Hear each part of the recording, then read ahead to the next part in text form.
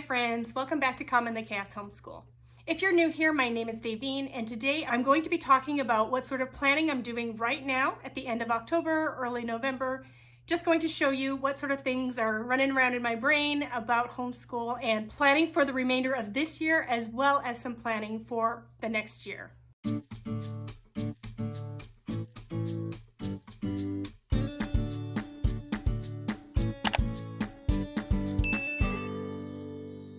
Today's video is a collaboration hosted by Jessica from The Waldock Way and Abby from Rooted in Rest. I will link below in the description box a playlist of a whole bunch of other homeschool moms who are also talking about homeschool planning. I will also link below a playlist of all my homeschool planning videos. So if you're curious about how I went about planning for this homeschool year and the process I go through starting around March and then through the summer, you can check that playlist out as well. So I'm going to talk about a few things in this video. One of the things I'm going to talk about is my planning for next year, what I'm thinking about right now in planning for next year. I'm also going to talk about how I take a look at how we're doing our group subjects and seeing how far we've gotten and deciding if I need to change like how often we do certain subjects. So I'm going to be checking that as well. And the final thing I'm going to be showing you is my process in figuring out my children's loop. So the things that they do independently and the loop that I have them on, how often they do certain subjects, how I go about deciding if I want to increase the times that they do certain subjects or decrease other subjects. So I'm just going to show you. So today I'm going to take you into my brain, take you onto my computer, and just take you along to show you what I'm looking at about this time of the year. So first, while I have you here, let me talk about my planning for next year. I'm always looking ahead. I'm always planning out into the future, and that's just sort of how I like to plan each year. I usually have my general outline of what I'm doing for the year. In about March, I probably know what I'm doing for the next year, and I'm usually planning way into the future. Now, I have a spreadsheet and I have various tabs, and each tab is for each year. And I go ahead and plan up through pretty much 12th grade for my older two girls. So I have a plan, but it is a very loose plan. It's just what I think right now I will be doing, but I can always change that as I come up with other alternatives or as things happen. So it's a loose plan, but I just like to kind of have an idea of what it might look like. So in this plan, I'm thinking about science. This year we are doing Guest Hollow's Junior Anatomy, and I decided to do that just because we just finished up on biology, and I thought it was a natural progression into human anatomy and learning that. I don't really plan on touching on the subject again in any of the future years, other than a bit of health and stuff like that.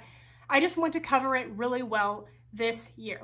That is, unless one of my students in the future has an interest in it and they want to do it in high school. But my plan is just to cover it very well this year, and we will touch on sort of things in health in high school. So we're doing junior anatomy this year, and next year I'm going to go and do Guest Hollow's Action and Reactions. Now that is a curriculum guide for 1st through 6th grade, I believe, so it's not even up into the middle school years. But my plan is to actually add on to it to make it a 9th grade level type curriculum for my two girls. So my girls right now are in 6th and 7th grade. My 6th grader will be capable of doing 8th or 9th grade work next year. So I'm going to call next year her 7th, 8th grade year. And then my oldest daughter, who is currently in 7th grade, is actually turning 14 in a few days when you see this video. So she's actually going to be at a high school level, even though she's going into 8th grade next year. So I'm going to call it her 8th and 9th grade year. So I feel like both of my girls are ready to start working on a few high school credits. So that is what I'm thinking about right now. So I'm going to be using Guest Hollow's Actions and Reactions curriculum guide. And like I said, adding on to make it a high school level. So the Actions and Reactions covers chemistry and physics. And what I want to do is I want to make it into a general science credit for my girls. Now also, this is something to keep in mind. I don't feel like either of my girls are going to be going into intense mathematical or science fields. My 6th grader would be capable of doing that if that's something she's interested in, but I don't really see her headed in that direction. So I'm very comfortable with giving them a general science credit for high school. So we're going to add on some high school level physics and chemistry, and I wanted to round it out with one more science or one more subject. So it's just going to be 3 different topics, and I wanted to let them have a chance to pick what that third science topic would be.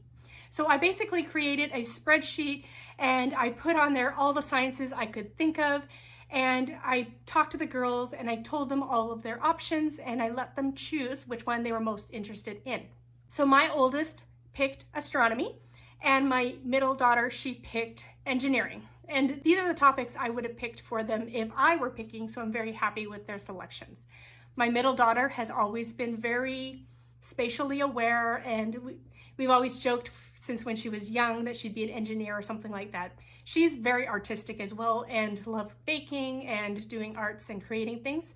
So I think she'll probably go more in that direction, but engineering is something that I feel like she could be very good at. So she picked engineering. And then my older daughter, she picked astronomy, which is something that I would have picked for her because we did an online field trip during COVID and it was about planets and astronomy, and she was probably the most interested in that. So when she picked astronomy, I was very happy because I feel like we're not going to really touch on that in our homeschool in general. So it'll be a great chance for her to study that on her own. So what I'm doing is I'm looking for high school level physics and chemistry book to add on to the group stuff that we're doing. I plan on doing about 20 minutes a day with this science subject. And so I would like my girls to have something they can add on about 30 minutes a day studying at their level, reading something that is more high school level and doing projects, writing reports and things like that. And then for this third science that they've picked, I'm going to be creating a unit or a guide for them, a literature-based guide for them to follow. And so I'm going to be creating a guide for astronomy and engineering for my girls, and it will be worth 1/3 of their science credit next year. So that's the planning that I'm doing right now long term. I've requested a ton of books from the library. I've been online researching curriculum for both of these subjects, looking for good books, looking for activities, things like that. I'm just putting things together on a spreadsheet. I'm going through the books. So right now, that's what I'm working on for this upcoming school year. So now I'm going to turn the camera around. I'm going to talk about my group subjects and how I'm checking in with that. And then I'm going to be talking about how I'm checking on the progression of each of my kids as far as their independent studies go, and just what kind of tweaks and changes I'm making at about this point of the year. Okay, so let's take a look at my group subjects and just checking in on where we are here in about the 9th week of school. So that is about 1/4 of the way through our school year. And so when I started planning for the school year, I went through and I counted up the lessons in the various aspects or different parts of our curriculum. So as you can see here in history, we had 103 lessons. In geography, I had 145 lessons. And then in science, I had 223 lessons for a total of 501 total lessons. Now, I did mention this in my past planning video when I planned my group subjects. That's the last time you saw this, if you've seen that one. I did mention that there's no way I'm going to get through 501 lessons in a year, but I kind of plan on I just keep planning forward. So this year we'll get as far as we get, and I'll just keep planning the next thing, and when we get to that, we'll start that. So this is sort of what I have available for me for my group subjects.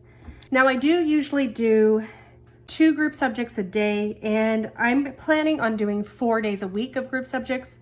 Sometimes I get 5, sometimes I get 3, but that's pretty much an average.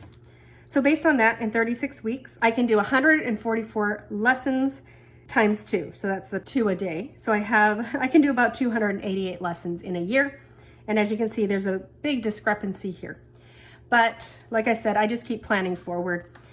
What I'm going to do now is I'm going to take a look at all of these different parts and see what I have left at this point, 1/4 of the way through the school year.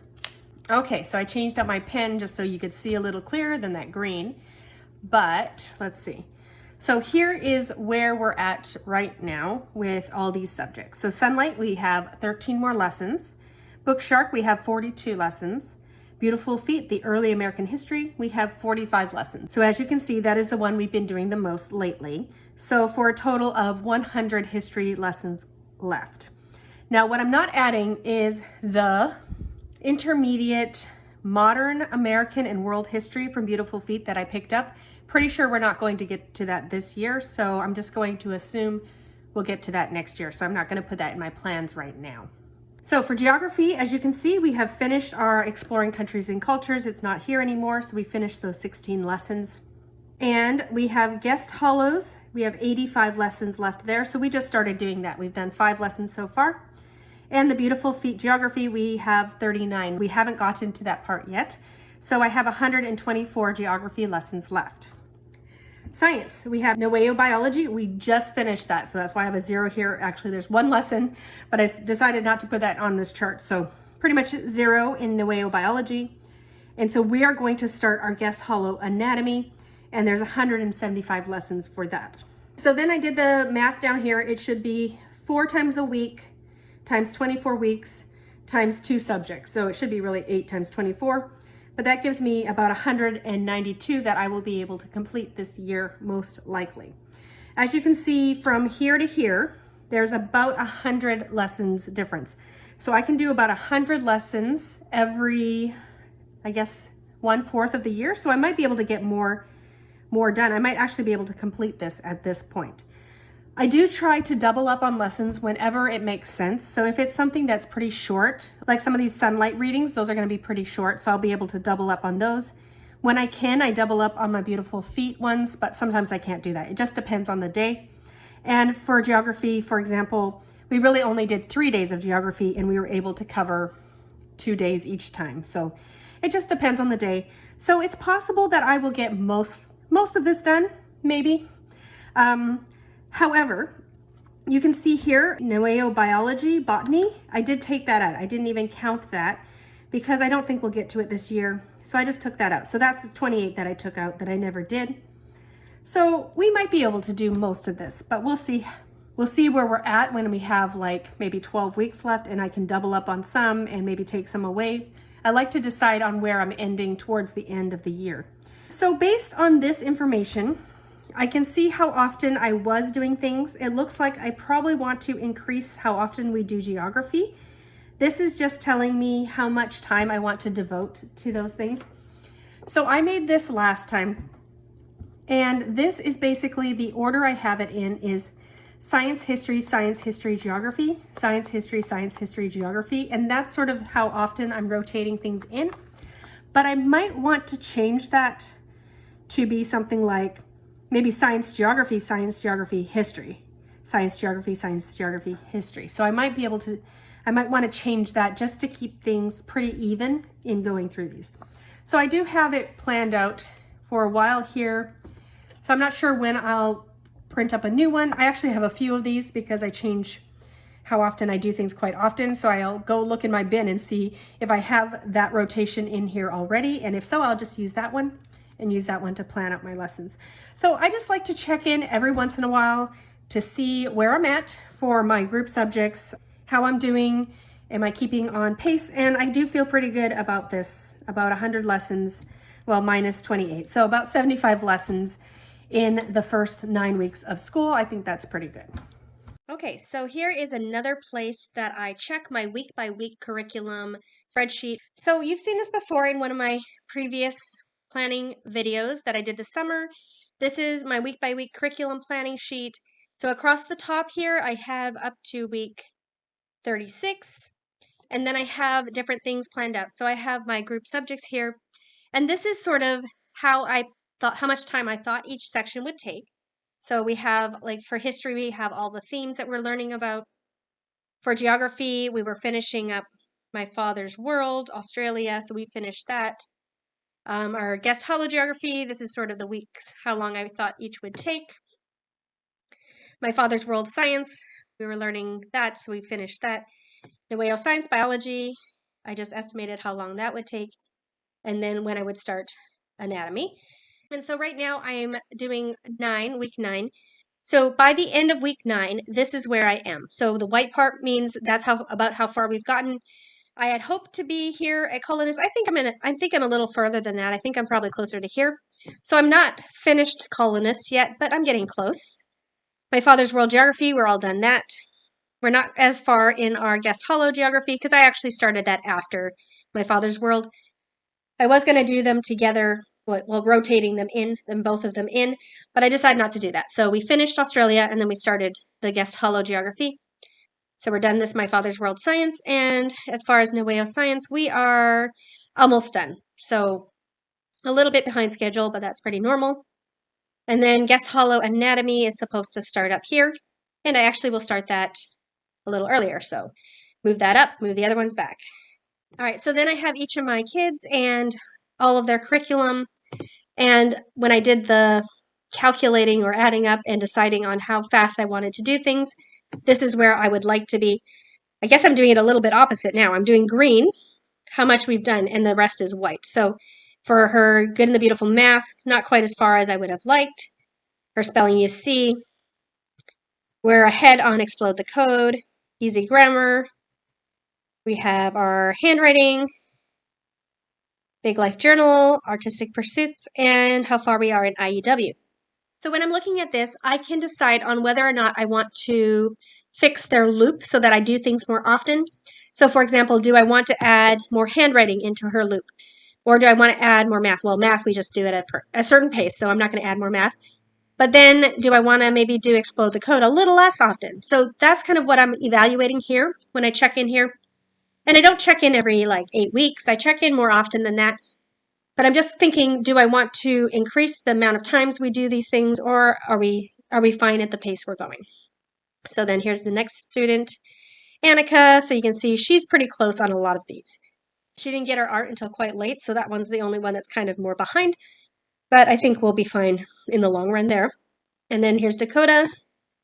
Little behind on his handwriting. I'm not doing as much as I would like. I was hoping that he could do 2 pages a day because he's redoing a level, but I don't think that is realistic. So we're moving back to 1 page a few times a week. So that's just going to be a little bit behind on this graph anyways. So I can just see how things are going. Am I pretty on target? Am I falling a little bit behind? And that doesn't mean I add more work because my kids can really only do so much work anyways. But I can decide, do I want to take out some. So for instance, here, do I want to do a little less, maybe language lessons for the elementary child, and do a little more of something else, or am I happy with the progression that we're making at this point? There is a limited amount of time. My students each have a limited amount of capacity on what they can do. So I'm just checking in and just seeing, do I want to tweak anything, or are we fine going the pace that we're going with the subjects that we're doing? So there you have it. That's what I do for planning at about this time of the year. I'm thinking a little bit about the future year, and I'm thinking about where we're moving into for the next year, as well as checking how we're doing this year and tweaking things and figuring out if we're going at a pace that I'm happy with in the different subjects. It's always about prioritizing what you're doing in your homeschool. You can't do it all and you can't do everything a lot. So you have to pick and choose, you have to prioritize, you have to change things as the year goes on if you're not happy with what you've completed so far. So thanks so much for coming today. Do check out the playlist below of all the other homeschool moms and what they're doing for planning. Thank you, Jessica and Abby, for inviting us to join in this collaboration. I can't wait to watch all the other videos. If you like content like this, don't forget to give me a like and subscribe and hit the bell notification so you're notified of when future videos come up. Thanks for coming. Bye, everyone.